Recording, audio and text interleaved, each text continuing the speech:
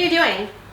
Don't you need to see my vagina? Like, not necessarily. Not the video tested? we're going for. No, not to get tested. Okay. Good morning, girlfriends, boyfriends, and everybody else in between. I am back with my lovely friend Christine, who is a gynecologist. And you're a super lesbian too. Today we're going to test me for STIs. We are. And HPV. And no, you don't need a doctor to see your vagina necessarily because we have an amazing sponsor. So as far as HPV is concerned, we have to stick something up there into the cervix to get it, tested for HPV. But as far as STIs, you actually don't. You don't need to see a doctor. You can actually do it from the comfort of your own home, thanks to these people. Let's Get Checked. Well, Let's Get Checked is an amazing website. You can do this from the comfort of your own home. You check yourself. You send in your sample. Your specimen. Your samples to the website. You send it to their mailbox, and they check it for you and send it back. All you gotta do is check the website for your results. Yeah, and they have an on-call nurse 24/7 on the website. So God forbid if something does happen, or if you are infected and you need advice, or if you need a prescription or anything like that, or you have questions. You have questions. The nurse is right on call on the website, which is amazing. So if you are like us and are a woman with a vagina that has sex with other women that have vaginas, you would know that STDs and STIs are less likely to happen, but they still do happen. They can happen to anybody. You're not immune. So 1.5 million cases of chlamydia were actually reported last year. 2/3 of those cases that were reported were of people ages 15 to 24. Yeah, basically everybody that's watching this video right now, which is kind of scary. Yeah. The scary thing about chlamydia is 85% of people that have chlamydia don't have any symptoms associated with it. Yeah. So you can have it and not know it, which is why it's really important to get tested. Because you're an expert in this, because I'm clearly not, even though I do get tested regularly. Yeah. Logistically speaking, like I have no idea the science behind it or anything. So everybody sent in questions to you. You're gonna answer them. Sounds great. How do I know if I should get tested? If you've had a new sexual partner, if you plan on having a new sexual partner, generally if you're exposed to an STD, we say, to get tested. Sometimes it can take up to 30 days for some STDs to come up. With HIV and things like that, it could take up to 6 months, believe it or not. If you're concerned, if something happened to you, definitely go and get tested. How old do you have to be to get tested? Because a lot of my viewers contact me, they're a little bit younger. So there's really no age limit on to how old you have to be to get tested. Once you're sexually active would really be the time to get tested. So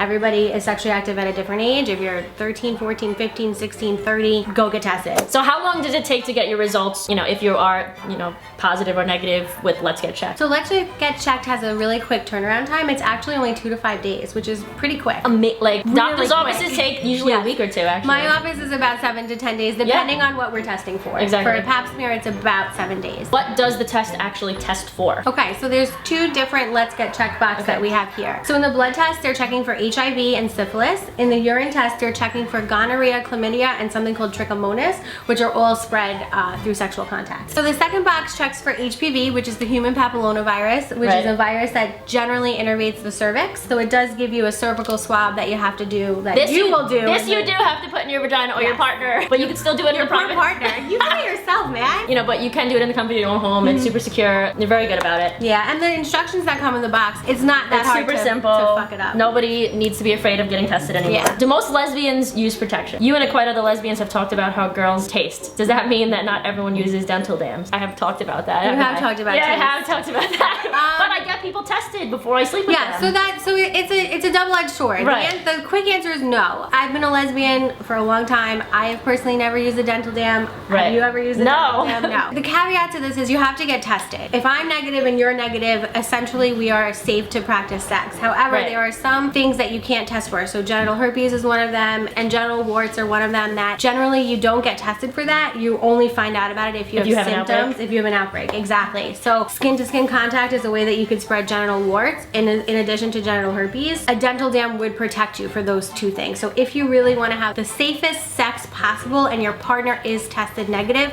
the safest way possible to have sex would be to use a dental dam. And if you're using toys, you can use condoms. Yes, so if you're using toys, you can use condoms. You and your partner can each have the same toy, but one is green and one is blue. Or just take it off. Just take it off. Definitely wash the toys in between. Some toys can even go in the dishwasher to sterilize them. That's a whole other video. How to wash your sex toys. Yes, that is. You could boil your sex toys. I mean, there's all ways. You could boil them? Yeah. Oh my God. How do you prevent STDs? And how do you get your partner to get tested if they don't believe that lesbian sex can transmit STIs? So good question. With that, in terms of how do you get your partner when they don't want to get tested, communication would be key. Even though lesbians are less likely to contract STDs from each other, some lesbians before they were lesbians, when they were experimenting, that don't identify as they had sex with men. Or a bisexual girl. Or a bisexual girl, exactly. So that just increases your level of risk in terms of what you can contract from them. So having a really honest dialogue with your partner, letting them know that it is important to you. And you know, when you're intimate with somebody, just having that layer of security that you both know that you've tested negative, it makes sex a little bit more intimate. Yeah, you know that you're being safe. I like that, yeah. Everyone makes fun of me because I don't have sex very often, but part of it is because I want to be safe. Like, I don't want to just randomly hook up with people. And that's fine if you want to do that, but then you have that risk associated Right, you're putting with it, yourself at risk. Yeah. So getting your partner tested, going together, you know, go get tested and go out for lunch. You know, it's not that scary. Make it a lunch date. Yeah, make it a lunch date. It's not that scary, I promise. And the let's get checked box, I mean, you can do it in the privacy of your own home, and you get the results really quick. So you don't have to wait too long to, you know, get it started. Is there still a chance lesbians can get an STI while using a dental dam or a condom? So that's a really good question, and I can tell you there is not much literature or facts on that. Right. Using a dental dam decreases your risk significantly from not using a dental dam. I can't tell you the risk is zero. Even if you're participating in heterosexual sex, using a condom, the risk with that isn't it's like 97%. It's like Remember that part in Friends where Ross is like, they should have put that on the box. Yeah, nothing is zero. If you're having sex with somebody, your risk is, it will never be zero. It will never be zero, but it decreases your chances if you're gonna, you know, using a dental dam. Fun fact, you can actually cut a non-spermicide condom. You can cut it and use that as a dental dam. And I also read that you can use saran wrap. So dental dam is really just a barrier, latex barrier between your partner and yourself. Right. So any kind of barrier, you know, saran wrap, plastic wrap, they all work, and it might taste a little bit better than a condom would. Which STD in particular would you say is the most dangerous and transmittable? So I don't think I can fully answer that question. Any infection in general is transmittable. They all have a varying degree of danger. So chlamydia, for example, chlamydia is treatable. You take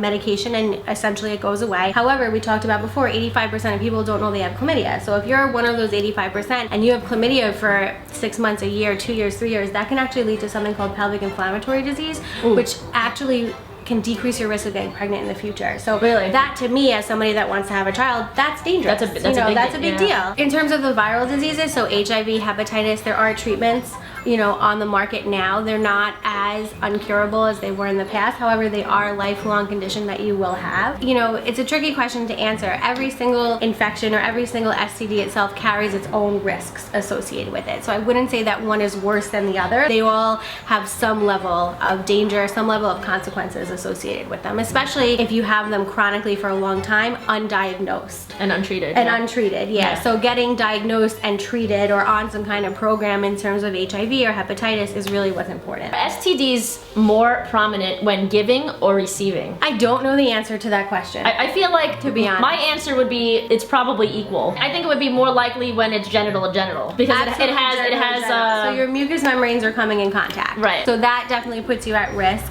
So STDs are spread through secretion. So blood, so if you're having sex with somebody on their period, or if you have an open sore in your mouth or something and you're coming in contact with a vaginal secretion, that can put you at risk for an STD. I don't think there's any good data on that. I don't think anybody did a study where they took, you know, lesbian, I don't think anybody's done a study in a long time about lesbian relationships, but in terms of, you know, giving and receiving who's more at risk, I think, you know, you should just really follow the same kind of standards in protecting yourself, whether you're giving or receiving. What are signs and symptoms to look out for when you're with a new partner, if you're both unaware of having an STI? Every STI comes with different symptoms. So if you talk about, you know, gonorrhea and chlamydia, some people have no symptoms. Right. But some symptoms that are associated with it are burning when you go to the bathroom, so feeling like you might have a urinary tract infection, or just burning when you urinate. Discolored discharge. So women in general have their own discharge. Your cervical mucus kind of ripens when you're ovulating, so you might have some clear discharge. Generally with gonorrhea and chlamydia, you'll get a change to that discharge. So you might have a yellow discharge, you might have a green discharge, just something that's off your normal baseline discharge. Right.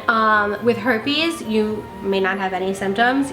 With an outbreak, you'll have some pretty painful, they look like blisters, and they can really occur anywhere in your mouth, on your vagina, on your rectum, and they almost feel like a numbness and tingling sensation associated with them because it is attached to nerve endings. With HIV, there really is not many signs or symptoms, so that's why it's important to get tested. But generally, in terms of gonorrhea, chlamydia, and trichomonas, you may or may not have some kind of change in vaginal discharge, burning when you urinate, low-grade fever, pelvic pain, things like that. What precautions can lesbians take to prevent themselves from STIs? Getting tested. Yeah. Get tested. and protect yourself. Yeah, Like that's it. That's the only way That's you can. the only way. That's the Or only way be- you can lessen it. Be abstinent, which is really Or just very, yeah, your, you know, exactly. risk Just would don't be have sex at zero. all. Yeah. So thank you so much.